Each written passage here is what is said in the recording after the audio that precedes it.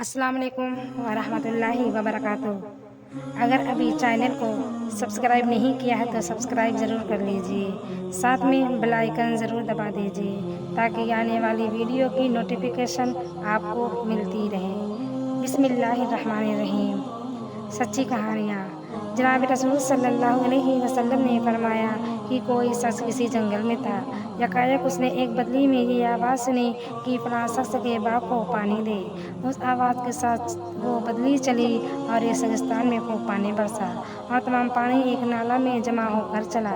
یہ شخص اس پانی کے پیچھے ہو لیا، دیکھتا کیا ہے کہ ایک شخص اپنے باغ میں کھڑا بیلچہ سے پانی پھیر رہا ہے۔ اس نے اس باغ والے سے پوچھا کہ اے بندے خدا، تیرا کیا نام ہے؟ اس نے وہی نام بتایا جو اس نے بدلی میں سنا تھا۔ پھر باغ والے نے اس سے پوچھا کہ اے بندے خدا، تو میرا نام کیوں دریافت کرتا ہے؟ اس نے کہا کہ میں نے اس بدلی میں جس کا یہ پانی ہے ایک آواز سنی کہ تیرا نام لے کر کہا کہ اس کے باغ کو پانی دے، تو اس میں عمل کیا کرتا ہے، کس قدر مقبول ہے؟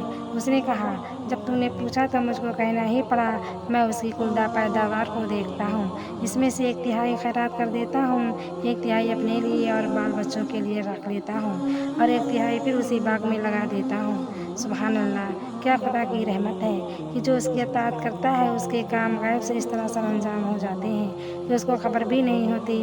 بے شک سچ ہے، جو اللہ کا ہوگا اس کا اللہ ہو گیا۔